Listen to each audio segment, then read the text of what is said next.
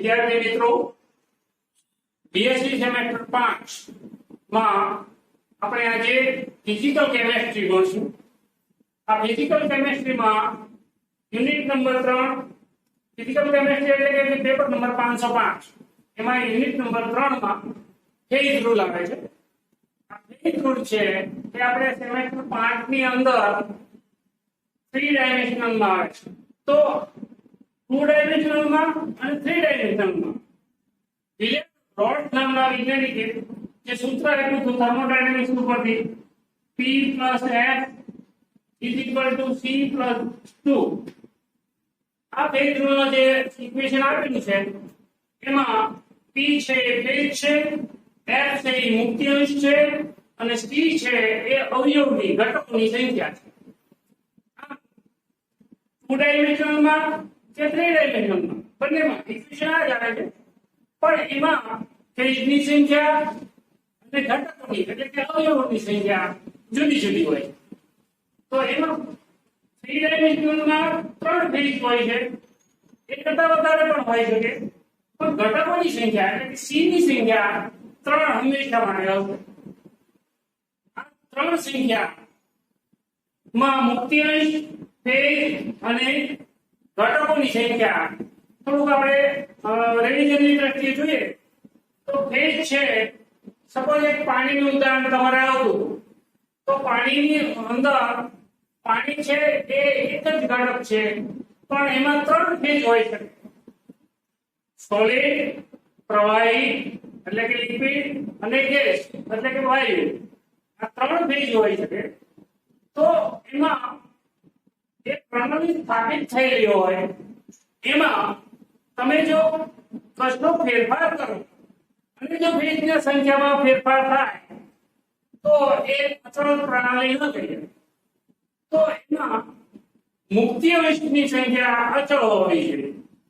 મુક્તિ અંશ એટલે કે તાપમાન, દબાણ કે કદમાં કોઈ પણ જાતનો ફેરફાર કરીએ તો આ ફેઝની સંખ્યા ફેરફાર થઈ જાય। એટલે જો એ મુક્તિ અંશમાં કોઈ જાતનો ફેરફાર ન કરીએ તો એ મુક્તિ અંશની સંખ્યા હંમેશા 0 હોય। તો મુક્તિ અંશની સંખ્યા 0 હોય છે। આમ મુક્તિ અંશની સંખ્યા 0 લઈએ તો ફેઝની સંખ્યા મેક્સિમમ મળે। તો આ સૂત્ર પ્રમાણે જુઓ તો સૂત્રમાં ફેઝની સંખ્યા મેળવીએ અને મુક્તિ અંશની સંખ્યા 0 મૂકીએ, 3 અવયવવાળી પ્રણાલી છે એટલે 3 + 2 એટલે ફેઝની સંખ્યા 5 જે મેક્સિમમ મળે છે। ફેઝની સંખ્યા અહીંયા મુક્તિ અંશની સંખ્યા જ્યારે 0 હોય ત્યારે ફેઝની સંખ્યા મેક્સિમમ એટલે કે 5 મળે છે। હવે ફેઝની સંખ્યા 5 મળે ત્યારે કોઈ પણ બિંદુએ અચળ નોન વેરિયેબલ એટલે કે અચલિત હોય છે। આમ 3 અવયવોની પ્રણાલીની અંદર જોઈએ તો સ્વતંત્ર રીતે બદલાઈ શકતા ઘટકોની ઓછામાં ઓછી સંખ્યા કે જેની મદદથી સંકોલન પરિસ્થિતિમાં આવેલા દરેક ફેઝનું વર્ણન રાસાયણિક સમીકરણથી 3 ઘટકો વડે વર્ણવી શકાય તો તેને 3 અવયવવાળી પ્રણાલી કહેવાય છે। તો આ 3 અવયવવાળી પ્રણાલી આપણે આજે ભણવાની છે। તો આ મુક્તિ અંશ 0 લઈએ છીએ જ્યારે તો ફેઝની સંખ્યા 5 મળે છે એટલે કે મેક્સિમમ મળે છે। હવે આ ફેઝની સંખ્યા જ્યારે 5 મળતી હોય તો આ 5 ફેઝની સંખ્યા કોઈ બિંદુ પ્રણાલી સ્થાપિત થયેલી હોય અને તો એ બિંદુએ એ અચલિત એટલે કે નોન વેરિયન્ટ પ્રણાલી કહેવાય છે। અને એ જે બિંદુએ સ્થાપિત થયેલો હોય એને ક્વિન્ટેજ પોઈન્ટ કહેવાય છે। આ ક્વિન્ટેજ પોઈન્ટ હવે મેક્સિમમ મુક્તિ અંશની જે સંખ્યા કરે મળી શકે તો એની વિરુદ્ધ જ્યારે ફેઝની સંખ્યા ઓછામાં ઓછી હોય ત્યારે મુક્તિ અંશની સંખ્યા વધુ મળે। ફેઝની સંખ્યા ઓછામાં ઓછી હોઈ શકે તો એ ફરી પાછું એની સમીકરણમાં P + F = C + 0 માં C+2 માં પેજની સંખ્યા જો આપણે 1 લઈએ તો મુક્તાંશની સંખ્યા મળે, એટલે કે મુક્તાંશની સંખ્યા 4 મળશે. આ મુક્તાંશની 4 સંખ્યા મળે છે જે પેજ પ્રણાલીની અંદર એ મુક્તાંશને દર્શાવવા માટે જો જ્યારે 4 મુક્તાંશની સંખ્યા 4 હોય ત્યારે જો એક સ્થિર પ્રણાલીની અંદર આપણે કોઈ સમતલીય કાગળ ઉપર દર્શાવ્યું હોય તો એ દર્શાવવી બહુ જ મુશ્કેલ છે. સુઅવયવવાળી પ્રણાલીને દર્શાવી શકો પણ 3 ડાયમેન્શનલ પ્રણાલીને દર્શાવવી બહુ જ અઘરી છે. તો એ સમતલીય કાગળ ઉપર દર્શાવવા માટે સ્ટોક અને રુચબુમ નામના વૈજ્ઞાનિકોએ એક પ્રણાલી આવી, એક ગ્રાફ આવ્યો જેમાં આપણે ચોરસ ગ્રાફ હોય છે. એક ગ્રાફમાં જેમ એકદમ બારીક લાઈન મારેલી હોય છે એવી જ રીતે એક 100 લાઈન વાળો ટ્રાયેંગલ હોય છે જેમાં એક ત્રણેય એંગલ ઉપર અવયવની સંખ્યા લેવામાં આવે છે. અવયવ સપોઝ A B C એવા કોઈ અવયવ હોય એટલે કે ઘટકો હોય અને એની સંખ્યા લેવામાં આવે છે અને એ દરેક ટ્રાયેંગલ ની અંદર 100 લાઈન દોરેલી હોય છે. 100 લાઈન કેવી રીતે દોરેલી હોય છે એ જુઓ. સપોઝ આ ટ્રાયેંગલ છે, ટ્રાયેંગલ દોરવા માટે પણ એક ખાસ પદ્ધતિ છે કે અહીંયા આગળ એક ટ્રાયેંગલ લાઈન દોરો, આ જેટલું અંતર છે એટલું પરિકરથી જ અહીંયા એક ચાપ મારો, ફરી પાછું અહીંયા આગળ પરિકર રાખો અને અહીંથી આ પરિકરને અહીં ચાપ મારો તો એ અહીંથી અહીંયા જોડશો તો એ સમબાજુ ત્રિકોણ બનશે. આ સમબાજુ ત્રિકોણ જે બન્યો એમાં સપોઝ આ એ છે એ કોઈ ઘટક છે તો આ એ ઘટક છે એને 100 લાઈન વડે દોરેલું હોય છે. એમાં આ ખૂણાથી સામેની બાજુ સુધીનો પેરેલલ એ 100 લાઈન દોરેલી હોય છે. આપણે એ 100 લાઈન દર્શાવી શકીએ નહીં તો આપણે 10 એક લાઈન બરાબર 10 લાઈન બરાબર દોરીએ તો એ 10 પ્રમાણે જુઓ તો એવી 10 ખાના પડશે. 1 3 4 5 6 7 8 9 અને 10.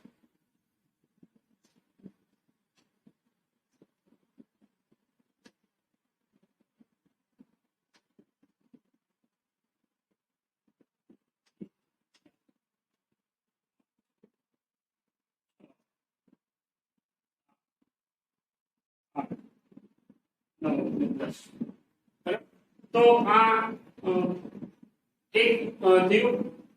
બીજો ઘટક લઈએ તો ફરી પાછો એ બીજો ટ્રાયેંગલ દોરવામાં આવે.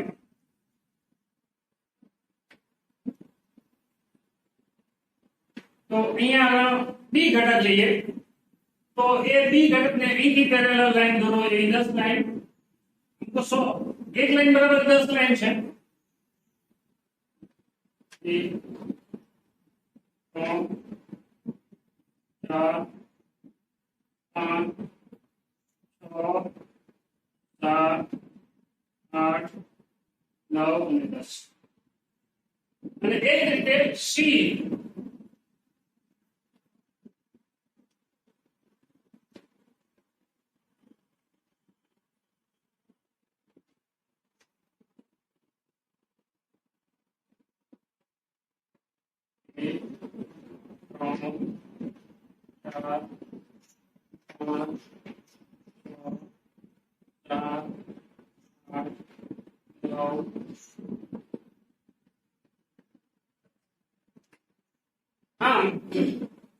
અહીંયા ઘટક A નું પ્રમાણ ખૂણા આગળ શું દર્શાવે છે 100% એ ઘટક છે. જ્યારે એ ટ્રાયેંગલ ની સામેની બાજુ છે ત્યાં A નું પ્રમાણ 0 છે, 0%. એ 0% થી જેમ એ એંગલ બાજુ નજીક આવશો એમ એના એ ઘટક A ના પ્રમાણ વધતું જશે. તો અહીંયા પહેલી લાઈન 10% ઉપર જુઓ તો એનું 10% પ્રમાણ થયું, બીજી લાઈન ઉપર જુઓ તો 20% પ્રમાણ થયું, ત્રીજી લાઈન ઉપર જુઓ તો 30% પ્રમાણ, 40%, 50, 60, 70, 80, 90, 100. તો આ એંગલ આપણા 100% પૂરા થઈ જાય. આમ એને દર્શાવવું હોય તો અહીંયા 0, 10, 20, 30, 40, 50 એમ કરતા કરતા અહીંયા 100 દર્શાવી દો. એ જ રીતે આ એંગલ આ આકૃતિમાં જુઓ, આ આકૃતિ એક છે, આમાં બીજી આકૃતિમાં જુઓ તો એ સેમ વે આ ટ્રાયેંગલ ની અંદર પણ બી ખૂણો બી છે એ 100% ઘટક બી છે, જ્યારે એ સામેની બાજુ છે એ ત્યાં 0% ઘટક બી છે. આમ ક્રમશઃ 10, 20, 30, 40, 50, 60, 70, 80, 100 એમ એ દરેક જગ્યાએ તમે જોશો તો એંગલ બી આવશે ત્યાં 100% બી હશે, ઘટક બી હશે. એ જ રીતે આ એંગલમાં પણ એવું જ છે કે જ્યારે ખૂણો સી છે એ 100% છે અને સામેની બાજુ એ 0%. એમ ક્રમશઃ 10, 20, 30, 40, 50 તથા 100 ક્રમશઃ 100% મળી જાય. હવે તમે જુઓ સપોઝ અહીંયા 0% છે, અહીંયા 10% મળે છે, માનો કે 80% એ લેવો છે તો અહીંયા સામેની ખૂણા એ થી સામેની બાજુથી 80 લાઈન ગણવાની આવે તો એ 80% અહીંયા મળે. માનો કે 30% હોય તો એ 30 લાઈન ગણવાની આવે, સામેની બાજુથી 30 લાઈન ગણવાની આવે. 100 લાઈન છે ટોટલ, એમાંથી 30 લાઈન ગણો એટલે 30% થયું કહેવાય. સેમ વે આ ઘટક બી છે એમાં પણ સામેની બાજુ 0% છે, 20ની લાઈન જુઓ તો 20% ગણાય, 50 ની લાઈન ગણો તો 50% ગણાય, 70 ની લાઈન ગણો તો 70% ગણાય. સેમ વે અહીંયા ઘટક સી માટે પણ એ જ ખૂણો સી છે એ 100% છે, સામેની બાજુ છે એ 0% છે અને ક્રમશઃ 0 થી એંગલ બાજુ જઈએ તો એ જેટલી લાઈન હોય એટલા ટકા એ મળે. આ ઘટક એ, ઘટક બી અને ઘટક સી માટે આકૃતિ 1, 2 અને 3 આ ત્રણેયનો સમન્વય કરીએ, તો એક જાળીદાર રચના બને છે, ત્રિકોણની જાળીદાર રચના બને છે જે આ પ્રમાણે છે.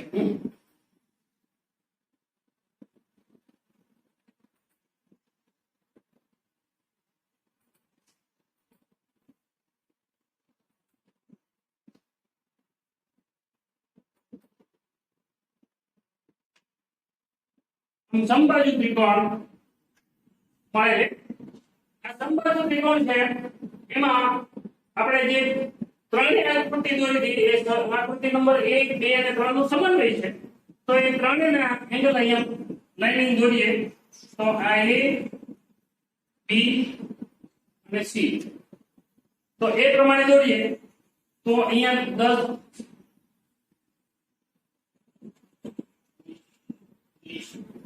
40, 50, 60, 70, 80, 90.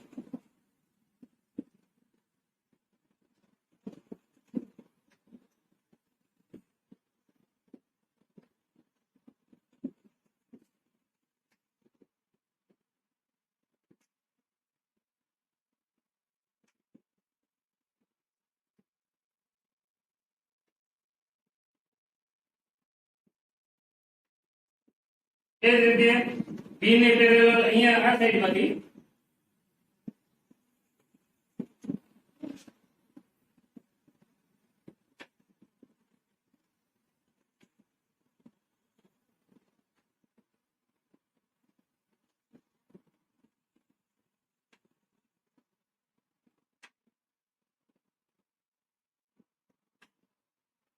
જઈને આ સી ને પણ એ જ રીતે લઈશું.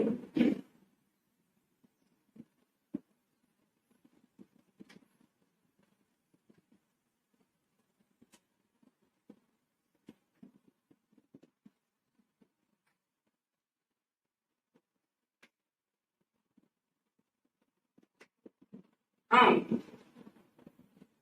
અને ત્રિકોણની જાળીદાર રચના બને છે.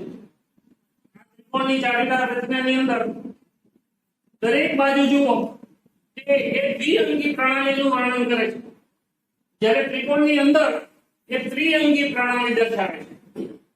દ્વિઅંગી પ્રણાલીમાં જુઓ તો સપોઝ માનો પી બિંદુ લઈએ, પી બિંદુ છે તો એમાં તમે જુઓ કેટલું છે, અહીંયા 100, 10, 20, 30, 40, 50, 60, 70, 80, 90 અને 100. તો અહીંયા બી કેટલું છે, 40%.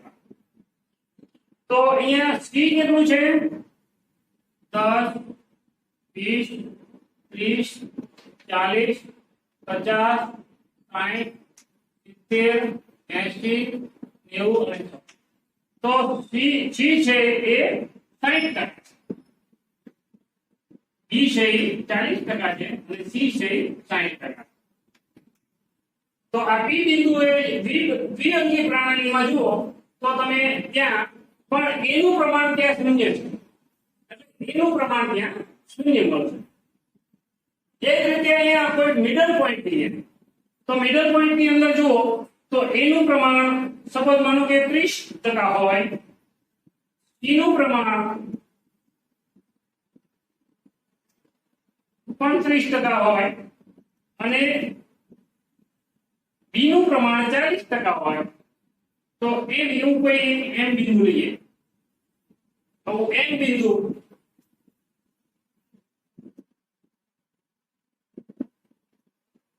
લ્યો તો આ એમ બિંદુમાંથી દરેક બાજુ ઉપર લંબપાત પૂરો તો એનું અંતર છે કે જે એની સામેની બાજુ હોય તો એના ટકા દર્શાવે છે, બી ની સામેની બાજુ હોય તો એ બી ના ટકા દર્શાવે છે અને સી ની સામેની બાજુ હોય તો સી ના ટકા દર્શાવે છે. આમ એ બિંદુ એમ પાસે તમે એમ જુઓ તો ત્યાં શું છે, એનું પ્રમાણ કેટલું છે, 30, કારણ કે જો 10, 20 ને 30. બી નું પ્રમાણ કેટલું છે તો એ સામેની બાજુથી ગણો 10, 20, 30 અને 40. તો એનું પ્રમાણ 30%, બી નું પ્રમાણ 40% અને સી નું પ્રમાણ કેટલું છે તો કે એ 10, 20 ને 30%. તો સી નું પ્રમાણ ખરેખર 30%. આ બિંદુ એમ દ્વારા એ બી અને સી નું પ્રમાણ આપણે જાણી શકીએ. એને આપણે જો પ્રતિશત પ્રમાણની અંદર જોવું હોય તો એ અંતરની દ્રષ્ટિએ જુઓ તો એ 0.03 એ 0.04 બી અને 0.03 સી આ રીતે દર્શાવાય છે. અને જો એ 100 ગુણીએ તો એને મોલ પ્રતિ અંશ કહેવાય છે અને મોલ પ્રતિ અંશની અંદર એ રીતે દર્શાવી શકાય. હવે સપોઝ માનો કે પદાર્થ ઘટક પી છે, એમાંથી એક લાઈન દોરીએ એ બી બાજુ ઉપર અને એ બી બાજુ ઉપર આ રીતે લાઈન દોરો તો એ એલ સી એલ નંબર છે. તો સી એલ છે એ જ્યાં એલ શું છે,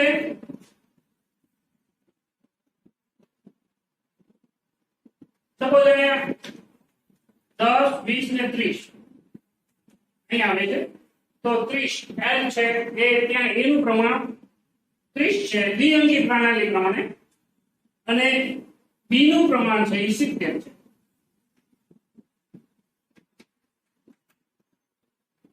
70% બી છે.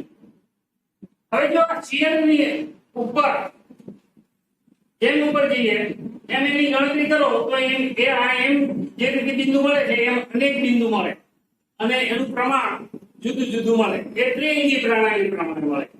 પણ જો આ પ્રણાલી છે એ થોડીક ફેરફાર થઈને આ બાજુ એ બાજુ આવે તો એ આગળ આવતા 100% એ મળે છે.